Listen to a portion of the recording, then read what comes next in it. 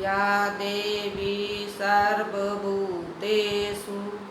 विद्यारूपेण संस्थिता नमस्तस्यै नमस्तस्यै नमस्तस्यै नमो नमः।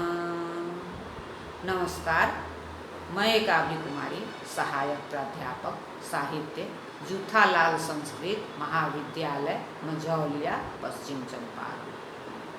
आज उपशास्त्री के छात्रों के लिए काव्य दीपिका के चतुर्थ शिखा से श्रव्य काव्यस्य लक्षणम भेदांश्चाः बताने जा रही हूँ।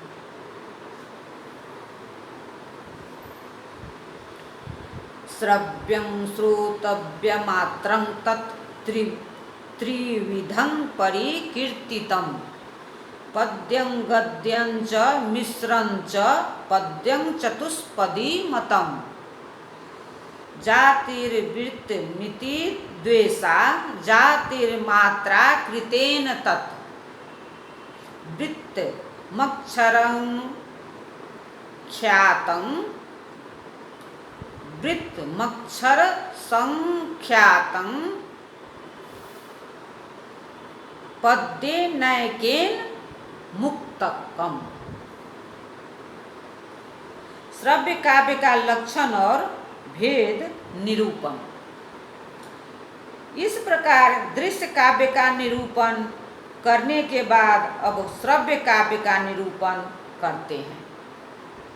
जो केवल सुना जाए, जिसका अभिनय न हो सके, उसे श्रव्य काव्य कहते हैं। श्रव्य काव्य के तीन भेद हैं: पद्य, गद्य और मिश्र। पद्य में 4 चरण होते हैं। छंद 2 प्रकार के हैं: जाति छंद और वृत्त छंद।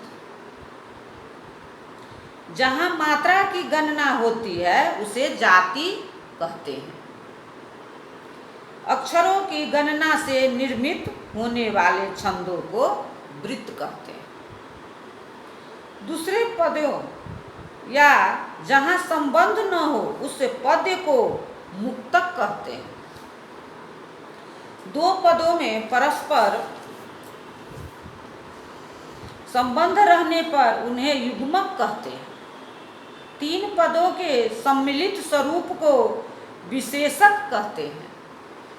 4 पदों के उपर्युक्त समूह को कलापक कहा है। 4 पदों के उपर्युक्त समूह को कलापक कहा जाता है। इसके बाद अधिक संख्या वालों को कुलक कहा जाता है। द्वाभ्यां तु युग्मकं ज्ञेयं त्रिभिः श्लोकैर्विशेषकं कलापकं चतुर्भिः स्यात् तदुर्ध्वं कुलकं स्मृतम्। पद्यमयस्य महाकाव्यस्य लक्षणमुक्तं काव्यादर्शे।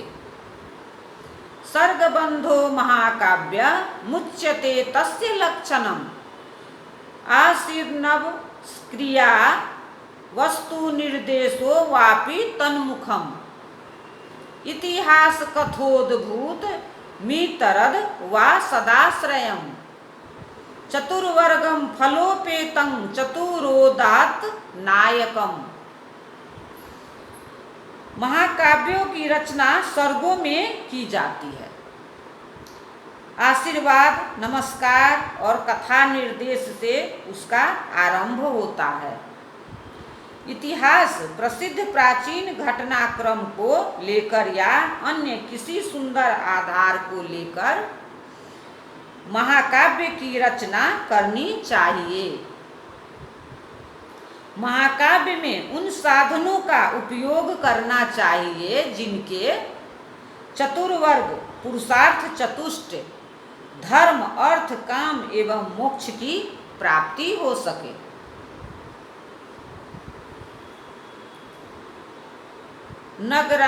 नगरार्णवसैर लरतु चंद्र सूर्याय दिव वर्ण में। अलंकृत मसंग चित्तम रस भाव निरंतरम सर्गैरनिति विस्तीर्णहि श्रव्य वृत्ति सुसंधिभिः सर्वत्र भिन्न वृतांतैर रूपेतं लोक रंजकम काव्यं कल्पांतर अस्थायी जायते सदलंकृतिः तथा रामायण रघुवंश शिशुपाल वध नैषध चरितादि। महाकाव्य का नायक चतुर तथा प्रशंसनीय गुण वाला होना चाहिए। महाकाव्य में नगर, समुद्र, पर्वत, ऋतु, सायं, प्रातःकाल, चंद्रोदय, सूर्योदय प्रभृति का वर्णन होना चाहिए। कथ्यांश में संक्षेप न हो तथा उसमें रस, भाव आदि का निर्वच्छिन्न प्रवाह बना रहे। सर्गों में विशेष विस्तार न हो, अति मधुर छंदों का प्रयोग तथा मुख, प्रतिमुख आदि संधियों का सुंदर समावेश हो। भिन्न भिन्न वृत्तांतों से अलंकृत तथा मनोरंजन में समर्थ होना महाकाव्य के लिए आवश्यक गुण माना जाता है। उपमा प्रभृति अलंकारों का यथा स्थान सुंदर ढंग से समावेश होना आवश्यक है।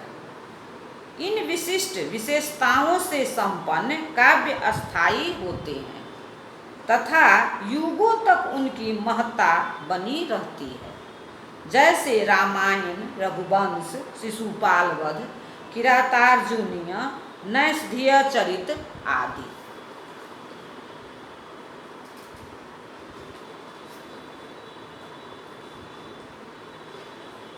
खंड काव्य लक्षण यथा मेघदूतादि। गद्य लक्षणम वृत्तबंधोजितं गदं गद्यं तद्वेदास्त कथादयः यथा कादम्बर्यादि। चंपू लक्षणम गद्य पद्यमयं मिश्रं चंपूरित्यभिधीयते। पद्य मिश्र त्वं चात्र पद्य मिश्र त्वं चात्र बाहुल्येनेति गेयम्। ततश्च कादम्बर्यादिषु एक द्वित्री पद्य सत्वेपि न तेषां गद्य काव्य तो हानिः।